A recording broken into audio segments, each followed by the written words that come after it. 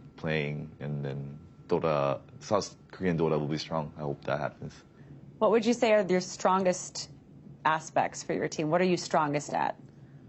We're strongest at having kind of no fear. Like our team usually plays better at the tournament settings than the scrims. There will be teams that will never win against in scrims, but will actually beat them in tournaments and stuff like that. Oh, wow. Yeah, so I think that's was the strongest aspect of our team. What's it like when you know that you have an extra step ahead of you? A lot of the teams are here and they're getting settled in and they're setting their sights on the main stage already, but obviously you have one more playoff between you and the main stage. Do you think that will actually help and give you more momentum for the rest of the tournament if you win, or is that going to be a challenge because you'll be tired? I don't think it will be a challenge or anything. If I'm good enough to make it top 8, then wild card, I should be going through it with no problem. That's how I feel.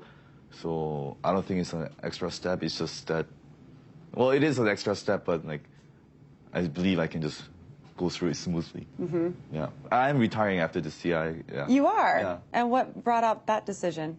I'm just 28. Nobody says you have to retire at 28. You just feel like you're done? No, I actually have to go to the military service. Really? Yeah. And how long is that typically? 2 years. 2 years. Usually people in Korea go at around age of 23, 24, but right. I had to do finish my university and then I came back here. I could have went to army, but I just decided to do Dota. Wow. And then 28 is the longest you can do. So after this year, I'm done.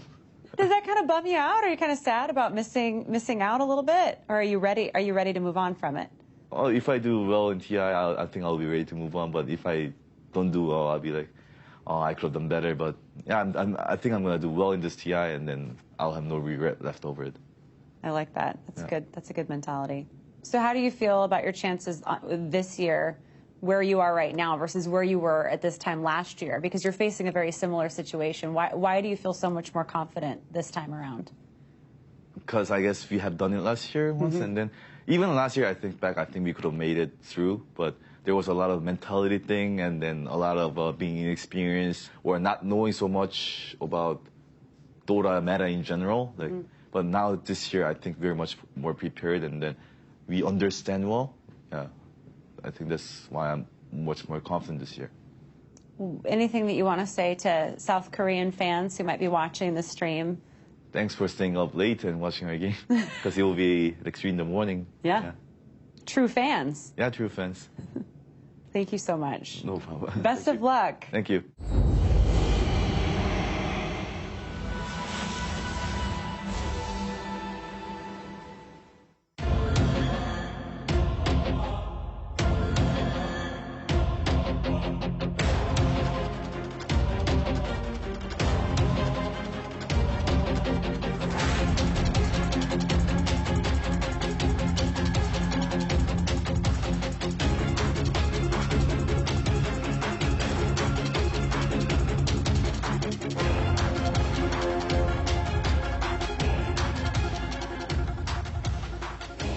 I'm not sure there's a more appropriate name for a team at the International this year. MVP Phoenix, literally having risen from the ashes of the wildcards all the way through the group stages and the lower brackets, now find themselves in the bottom brackets and in the top 8. They go head-to-head with Vici Gaming.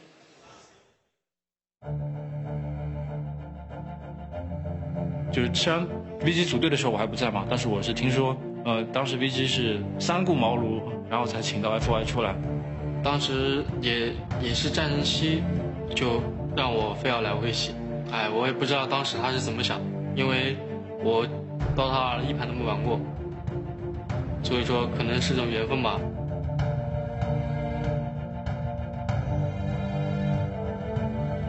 他第一次出国就拿到了 ESL 的世界冠军，然后第一次去打 TI 就已经是拿到了亚军，这可能是很多职业选手就打了好多年都没有能够达到的高度。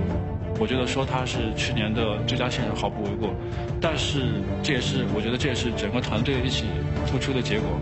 这支 VG 现在最强的，首先就是求胜心吧，我觉得这一点，我觉得比任何其他队都要强烈。就 Dota 虽然是个5个人的游戏，但是就是说2个酱油之间，就是说可能平时的联系是更紧密一点。然后芬尼尔和 FY， 首先个人能力都非常强，可以说这2个人是相辅相成的。没有芬尼尔 ，FY 也不是那个 FY， 没有 FY 芬尼尔没有现在的打得那么好。我觉得我芬尼尔应该是最默契的一个辅助了，都是有失误也不会去提。然后我打得不好的时候，他会鼓励我；然后他打得不好的时候，我会鼓励他。这几年 FY 成长了很多，然后又过了1年，他从队员现在变成了队长，然后我们也一起拿了不少冠军。我非常感谢他在这1年就陪伴我们一起成长。游戏当中，我觉得成长的最多的还是很多时候他能给大家一个依靠吧。而 FY 对 VG 来说，就像是马尔蒂尼对 AC 米兰，或者说托蒂对罗马那样，他就是 VG 的象征，现在 VG 的招牌。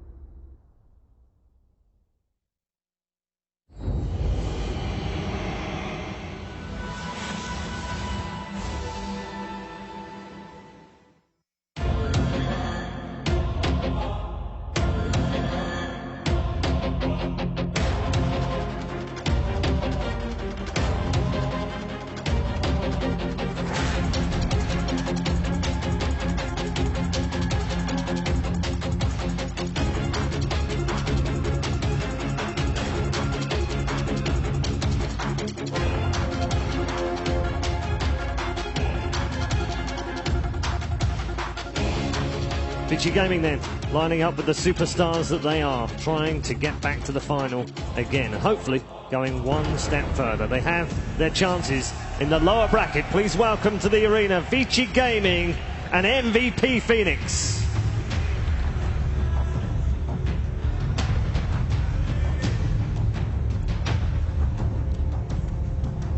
Plenty still to discuss on the panel as these two teams will introduce themselves. They're familiar, they know each other. It's China versus Korea in our opening game of the lower bracket, round 3. Winners continue on and will play e-home and will also guarantee themselves a top 6 spot, meaning more than $1.2 million in prize money. That's crazy.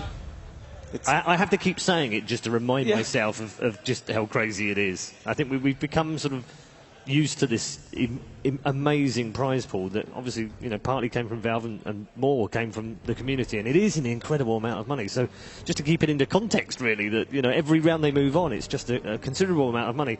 Should MVP Phoenix not win, they still take home more than $800,000. I'm not sure if that qualifies in March's words as a good tournament or not, well, or whether he'll be satisfied. Didn't March say that he had to give half to his parents? Well, I think he made some joke that he was going to buy his mum or dad a car, and then realised afterwards that was a bit silly. But I don't think it is that silly, because actually now he's won so much money, he could buy about 10 cars. Yeah, I was going to say, if you go to eBay, you can get a car for like $500, right? Oh, we shop in the same places.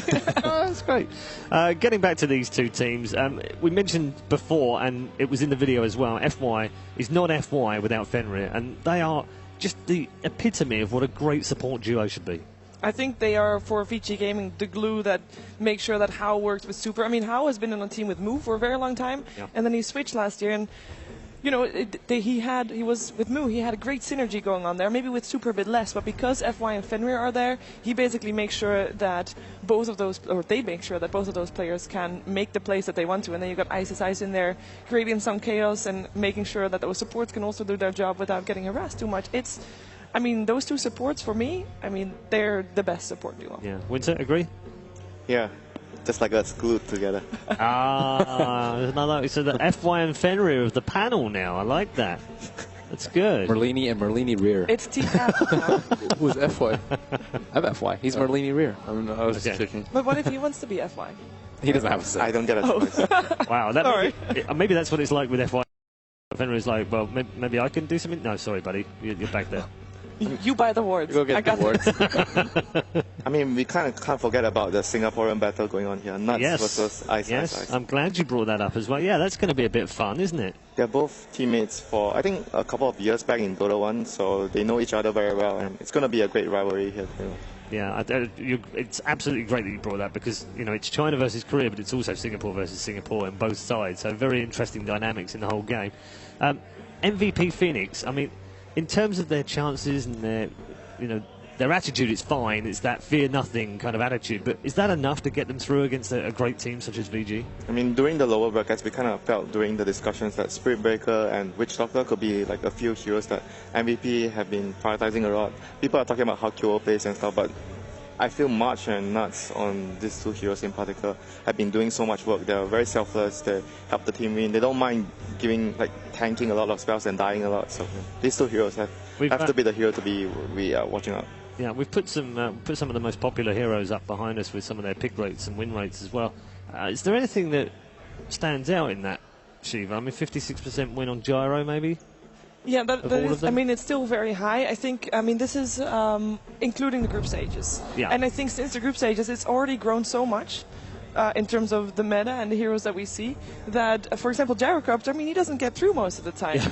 And if you think that it's 56% overall, including the group stages, right now it's 80% for the main event. So it's just keep getting higher and higher. Only Queen of Pain is slightly on the downfall there. Yeah, I should point out that Techies has 100% win rate in the main event. Yep. Just throwing it out there, just throwing it out there. I do not think we're going to see Techies this series. No, I don't think I'm so. hoping for the next series after that, maybe. For really? As a secret, who knows? Yeah, well, it could be Secret. Secret and EG both played them, of course, so we could see them.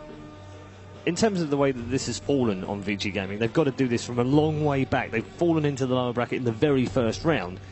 That's such a long road to go all the way to the final. Is there still a chance they can do it? Does it get easier in a way because they played so many games? I'm watching the bracket and I'm like, if there's actually a team we might have forgotten about a bit, it's VG Gaming, because we talk, amongst the favorite, because we talk a lot about LGD, now CDEC, then obviously Secret, EG.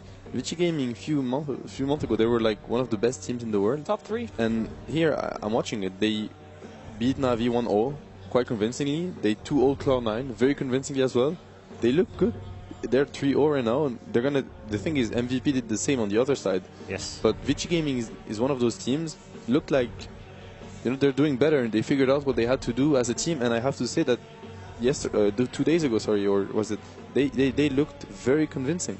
Like their performance versus Cloud9 was very, very convincing. I don't know. In the last 4 months, I would say that VG's gaming, they kind of stagnated in terms of their strategy, in terms of how they are relative to the other teams. It's a little scary to think that I think they were favorites going into the finals of DAC, and now they were in the lower bracket in the first round of the international. So I had way higher hopes, but just from all the results that we've seen from what we've seen them play, like Cloud9 the first game, they were down in the hole really, really deep. And the second game, Cloud9 kind of gave them a freebie, let's be honest. So they did win 3 games out of 3, but at the same time, I'm still very, very worried for them. I had them in my top 3 going into the international after seeing them not as good of a chance. But I just saw signs of the great VG Gaming. When you have FY he steps up his game like this and he plays an amazing performance. He did that at TI4 all the time, again and again.